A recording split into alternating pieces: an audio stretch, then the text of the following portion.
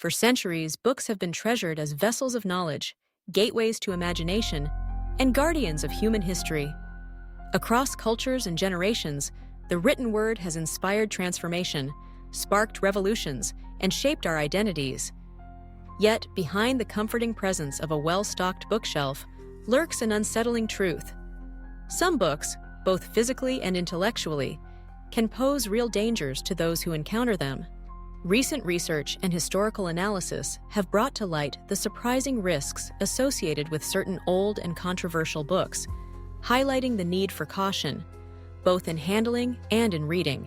The latest scientific findings have revealed a hidden hazard in the very material of some antique books, particularly those dating from the 19th century.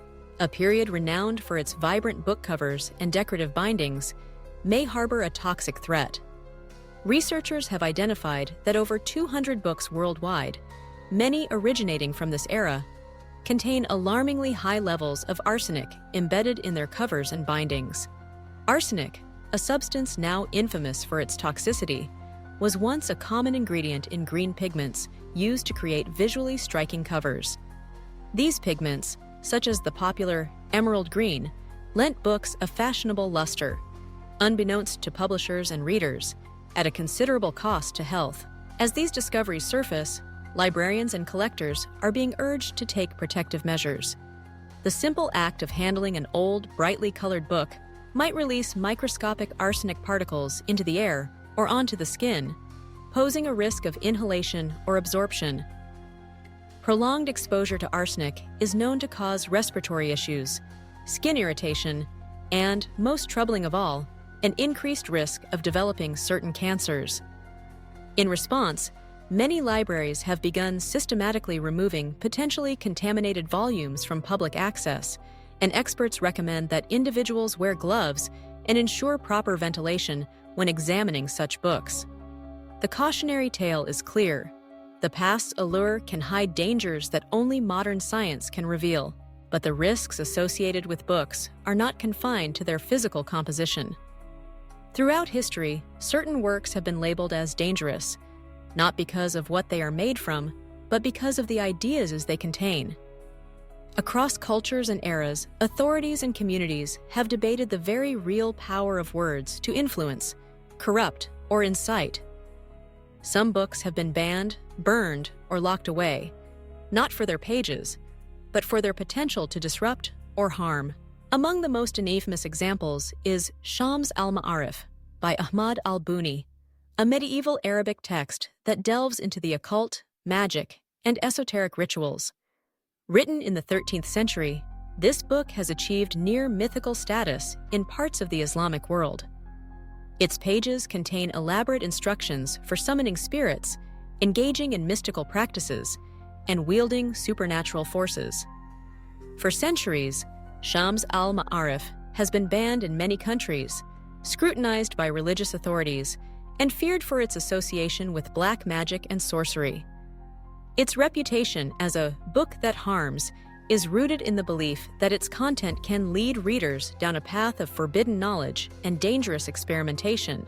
Another example is the Necronomicon, a fictional grimoire invented by writer H.P. Lovecraft, but one that has nonetheless acquired a real-world notoriety. Lovecraft's creation, attributed to the legendary Mad Arab Abdul al-Hazred, is said to contain incantations and descriptions of ancient, malevolent entities. Over time, the boundary between fiction and reality has blurred, with some claiming that the book's rituals can summon forces best left undisturbed. The legend of the Necronomicon serves as a reminder of how literature can inspire fear and fascination, and how the power of stories can sometimes escape the intentions of their creators. The Book of the Law by Aleister Crowley is yet another work that has stirred controversy and alarm. Written in 1904, it forms the cornerstone of Crowley's occult philosophy of Thelema. The book advocates for radical personal freedom and mystical exploration, but its association with rituals, secret societies, and Crowley's own notoriety has ensured its place on lists of dangerous books. In some circles, the Book of the Law is viewed as a catalyst for spiritual awakening. In others, It is condemned as a source of moral and social disruption. The legacy of these and other controversial works is complex. On the one hand, bans and restrictions are often enacted to protect vulnerable readers from what are deemed harmful ideas or practices. On the other, history teaches us that the suppression of books can serve as a tool of censorship, stifling debate, and curtailing intellectual freedom. The line between protecting society and restricting inquiry is a delicate one, and each generation must grapple with where to draw it. Today, the conversation about dangerous books is more relevant than ever. The digital age has made it easier to access a vast array of texts, including those once hidden or suppressed. At the same time, our understanding of physical risks, such as the presence of toxins in old book bindings, has become more nuanced and urgent. Libraries, museums, and private collectors are now tasked not only with preserving the content of humanity's literary heritage, but also with ensuring the safety of those who encounter it. For readers and lovers of books, these revelations serve as both a warning and a call to mindfulness. When handling antique volumes, especially those with unusually bright or green covers from the 19th century, it is prudent to use gloves and avoid inhaling dust from their pages. For those drawn to the mysteries of forbidden or controversial texts, it is wise to approach with both open curiosity and critical discernment, recognizing the power that words and ideas can hold. In the end, books remain among humanity's most potent creations, capable of enlightening, enchanting, and, in rare cases, endangering. The stories we inherit, the knowledge we preserve, and the questions we dare to ask all shape the world in which we live. By understanding the hidden risks and respecting the weight of written words, we can continue to explore the treasures of our literary past, while safeguarding ourselves and future generations.